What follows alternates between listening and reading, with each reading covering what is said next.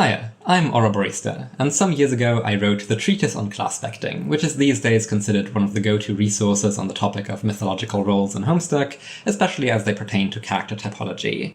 Somewhat more recently, Andrew Hussey, original writer of Homestuck, has released their own canonical system of classes, which is different from mine and all other analyses I'm aware of, and naturally people have been asking me, with various degrees of social grace, what I make of this. The short answer is nothing. My thoughts on Word of God are well documented, but people do often take them more dismissively than I mean them, so let's unpack a little.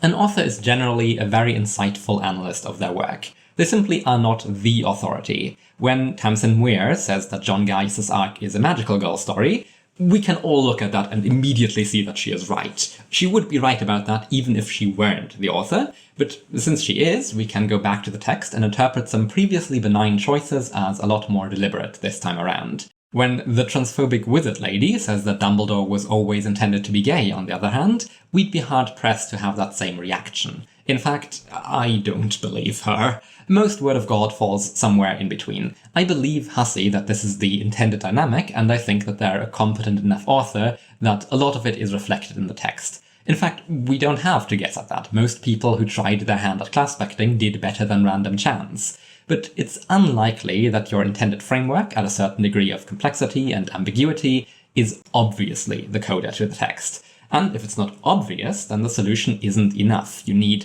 an explanation, you need an actual analysis. All the existing frameworks for classpecting, to some degree or another, explain what they're looking at and how they use this for categorization. They're queries and procedures, and those produce an answer. Someone else can come to us and tell us that we're asking the wrong questions, that's not what makes a knight at all. Or that we're applying the wrong procedure. By your own definitions, the knight makes a terrible counterpart to the maid.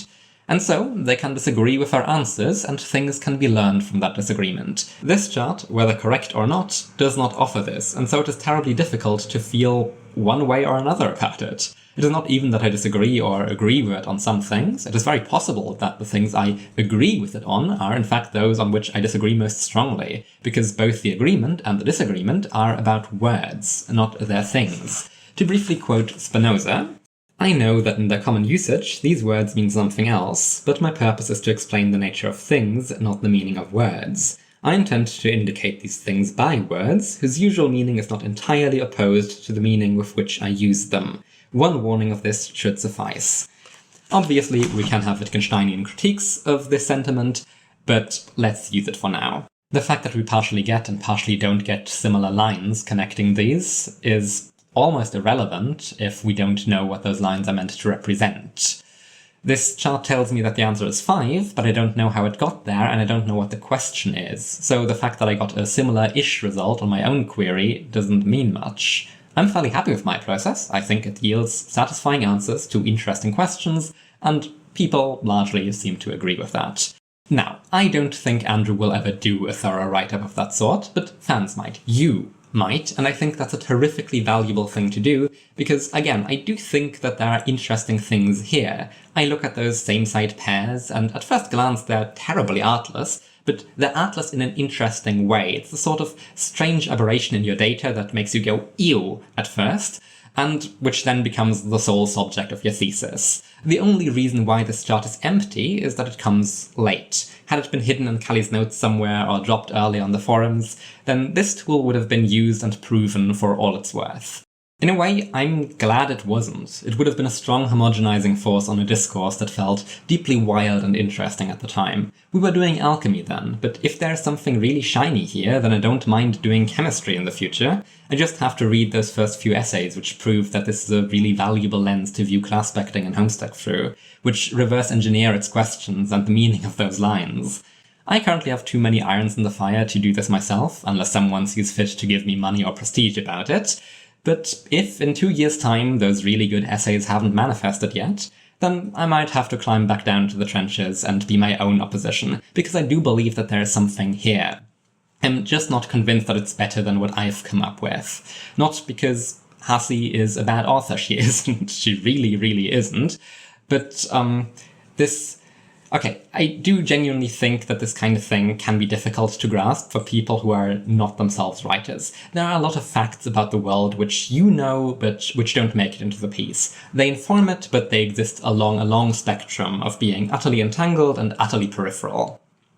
I know how the UK fell apart in the world of Sky Out. A lot of things and statements and people are the way they are because that's the geopolitical thing that, in my mind, went down a few years prior to the text. But it's probably not the only thing which is compatible with those facts. If I had an audience of millions, then I could easily imagine someone coming up with a theory for how the UK crumbled that is also consistent with all these facts, but which is more thematically resonant than what I had in mind. The author is a good analyst of their text, but they're still only one human. So, no, this doesn't mean anything to me, at least not yet. If it makes obvious sense to you, please write about it. Fill those lines with meaning. I'm aware that I don't have the most online presence, partially by choice, partially because I just don't understand how anyone has the time for it. But if you are here from Classpecting and don't know anything else about me, I have a website called ouroboros.cafe, and it has a whole Homestuck section which contains a cosplay write-up, the Sarkon zine I got to work on, my epilogue fake day Sidon's Consequences, which everyone should read. I discussed some classpecting recently with my friend Uranium Coffee on their podcast UTV, and in case you're unaware, the treatise itself is a living document in the way the audio version obviously can't reflect. I made some larger edits to the section on masterclasses and auxiliary modes, for example. I'm not currently working on any Homestuck-related projects, but that might always change at any point, and I'm so very glad about the renewed dynamism the project has acquired. If you must follow me anywhere, then Tumblr is probably the place where I'm least inactive, which isn't saying much, and Taz's 1111 video has given me the final push to join the official Discord, so, yeah, that's me. That is my press statement on the matter of the class pair leaks. I'm sorry it isn't much, but someone will have to make it much.